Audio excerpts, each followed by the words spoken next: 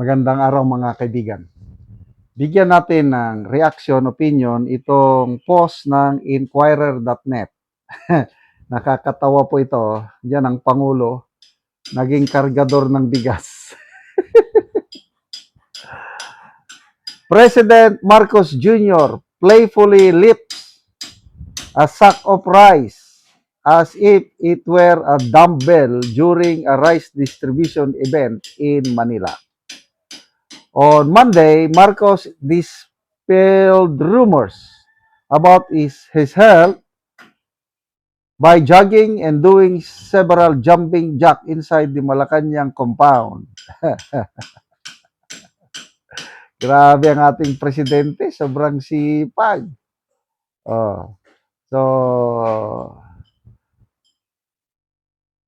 pag may balita, maging reporter. Ito na ngayon, from reporter, naging kargador ng bigas. So, ang lahat nito, para patunayan na siya ay malusog na malusog. Yan ang mensahe nila sa taong bayan.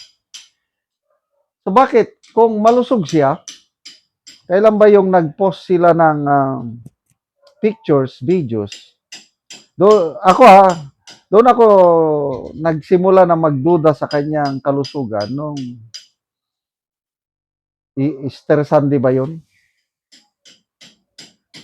Na nag-post ang GMA News ng videos na nagpapakita, nagtratrabaho ang Pangulo sa Malacanang, kailan kasama doon si late Juan Ponce Enrile. Sabi ko, wow, this is something wrong. There is something wrong.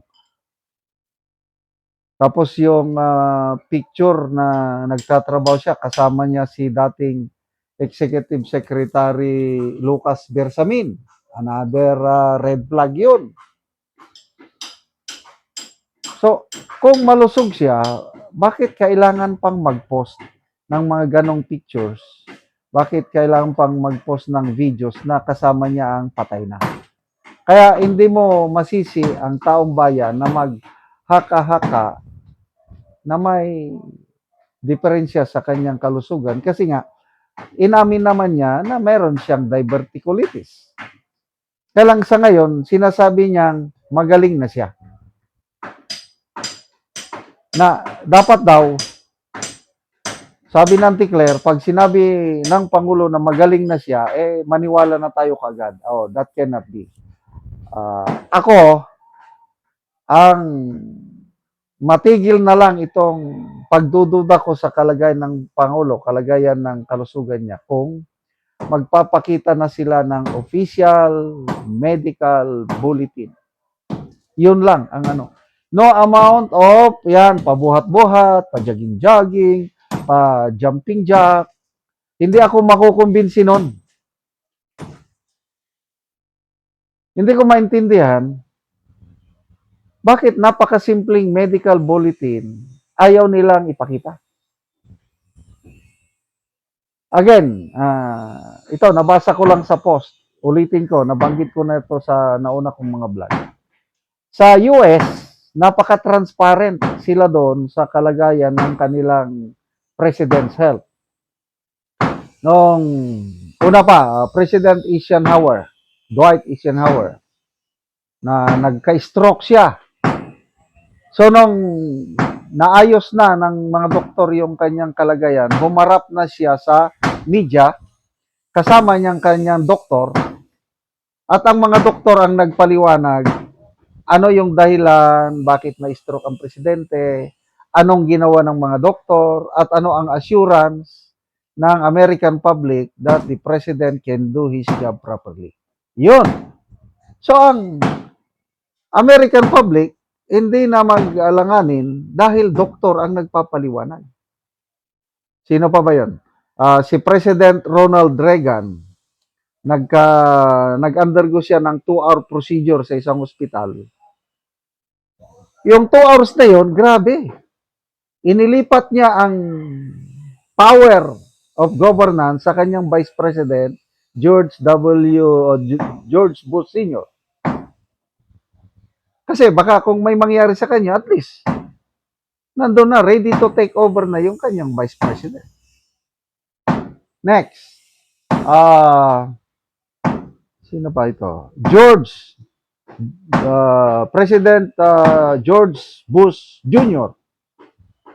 Ganon din, nagkaroon siya ng sakit, nag-undergo ng operation sa hospital, inilipat niya yung power, seat of power, sa kanyang Vice President, Dick Cheney.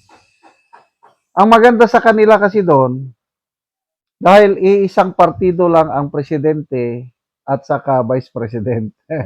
Kaya walang problema sa succession. Dito sa atin, isang partido lang din sila ngayon, PBBM and BP Sara nung una, kaya lang nagkahiwalay. Ngayon, mortal na magkaaway. Kaya, yun ngayon,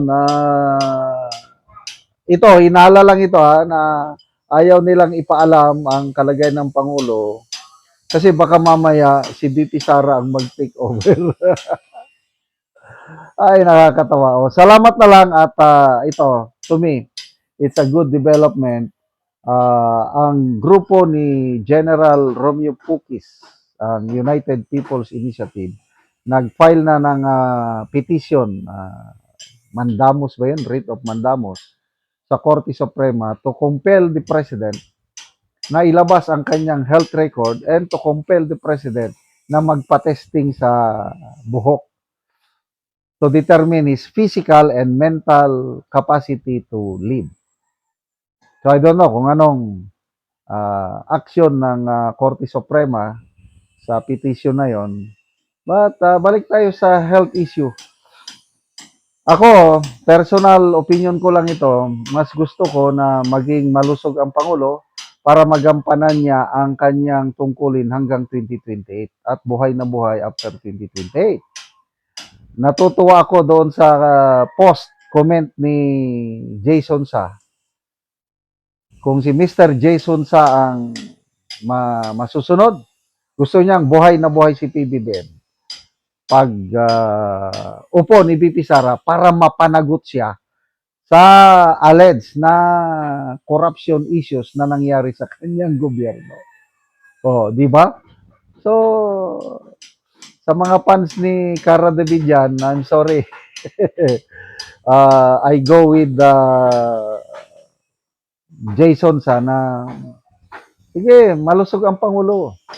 Buhay siya at beyond 2028 at tignan natin anong gagawin ni BP Sara sa kanya at kanyang mga alyado. Salamat mga kaibigan sa inyong pagsubaybay sa channel nito. Nakakatulong kayo ng malaki sa tribong Talandig ng Bukidnon dahil ang sweldo natin sa channel na ito is pantulong po sa tribo. Namimigay tayo ng libreng yero at pako para makapagpatayo sila ng mas maayos na tirahan. Panoorin niyo ang video nito. Una ni ang atop sa natagaan namo og yero. Ang utangan lang og silop yan. Isa pa sapaw na lang.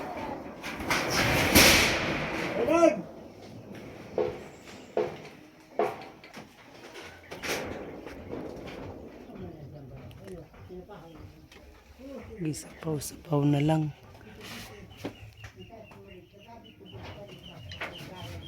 Ug karon mo na niya ang yero nga among ginahatag.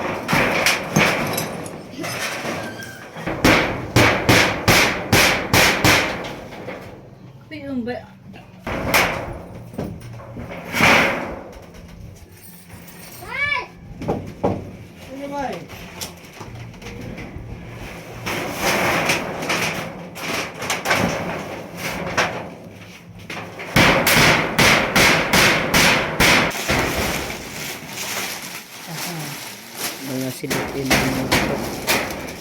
Kinig-kinig na among yatok nakuha na. Naku.